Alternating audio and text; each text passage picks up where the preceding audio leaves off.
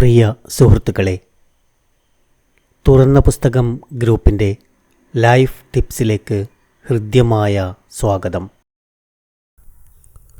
പണ്ട് പണ്ട് ഗുണനാഥൻ എന്നൊരു പാചകക്കാരൻ ജീവിച്ചിരുന്നു.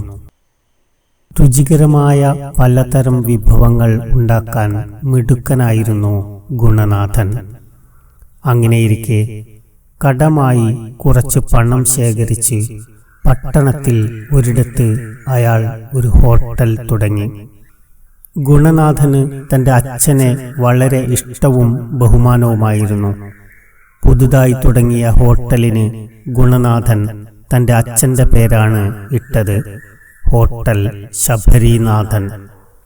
പക്ഷേ ഹോട്ടൽ തുടങ്ങി ഏറെ നാളായിട്ടും ആളുകൾ അധികമൊന്നും അങ്ങോട്ട് കയറിയില്ല. ദിവസവും ഉണ്ടാക്കി വെക്കുന്ന ഭക്ഷണ സാധനങ്ങൾ കേടാകാൻ തുടങ്ങി. ഗുണനാഥന് ആകെ സങ്കടമായി. നല്ല ഒന്നാന്തരം വിഭവങ്ങളാണ് താൻ ഉണ്ടാക്കുന്നത്, പക്ഷേ അതൊക്കെ പട്ടണത്തിലെത്തുന്നവർ വാങ്ങിക്കഴിച്ചാലല്ലേ. ഒടുവിൽ ഗുണനാഥൻ നാട്ടിൽ ചെന്ന് തൻ്റെ അച്ഛനോട് സങ്കടങ്ങളെല്ലാം പറഞ്ഞു.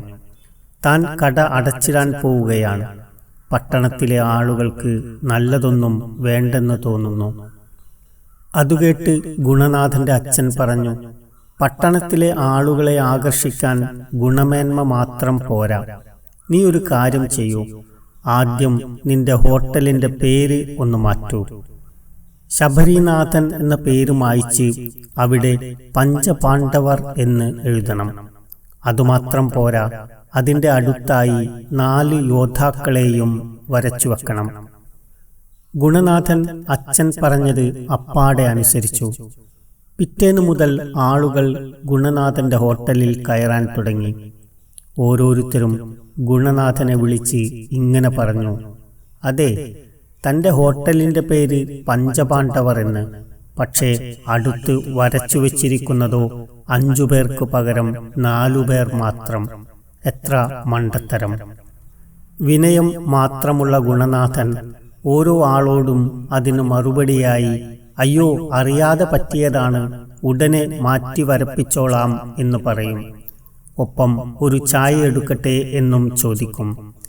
വന്നു കയറിയ ആൾ ചായ കുടിക്കും. ഗുണനാഥന്റെ പെരുമാറ്റത്തിൽ സന്തോഷം തോന്നി ഒരു കടിക്കും പറയും.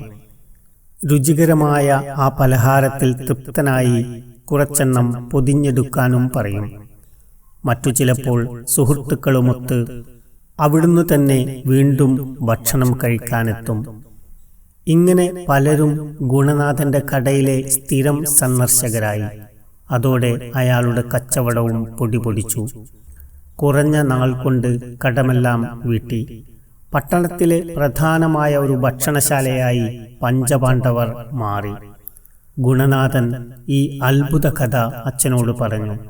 അപ്പോൾ മന്ദഹാസത്തോടെ അച്ഛൻ ഇങ്ങനെ പറഞ്ഞു, മകനെ, പട്ടണത്തിലെ ആളുകൾക്ക് നിന്റെ അധ്വാനത്തിനോടോ ഭക്ഷണമുണ്ടാക്കുന്നതിലുള്ള കഴിവിനോടോ അച്ഛനോടുള്ള ബഹുമാനത്തിനോടോ ഒന്നും യാതൊരു താല്പര്യവുമുണ്ടാവുകയില്ല. മറ്റുള്ളവരുടെ ഗുണങ്ങളിലല്ല, ദോഷങ്ങളിലാവും എപ്പോഴും അവരുടെ ശ്രദ്ധ. പുറത്തെ ബോർഡിലെ പേരും ചിത്രവും തമ്മിൽ ഒരു പൊരുത്തക്കേട് വന്നപ്പോൾ അതവർ എളുപ്പം കണ്ടുപിടിച്ചു. അക്കാര്യം കണ്ടുപിടിച്ച് കേമനാവാൻ മത്സരിച്ച് എല്ലാവരും നിന്റെ കടയിൽ കയറുകയും ചെയ്തു. ഇവിടെ നമ്മൾ വഴിവിട്ടൊന്നും ചെയ്തിട്ടില്ല. നല്ലതിലേക്ക് ആളുകളുടെ ശ്രദ്ധയാകർഷിക്കാൻ ബുദ്ധി പ്രയോഗിക്കുന്നതിൽ തെറ്റൊന്നുമില്ല. എപ്പോഴും നല്ലതിലേക്കായിരിക്കട്ടെ നമ്മുടെ ശ്രദ്ധ. എല്ലാവർക്കും നന്മകൾ നേരുന്നു. നന്ദി.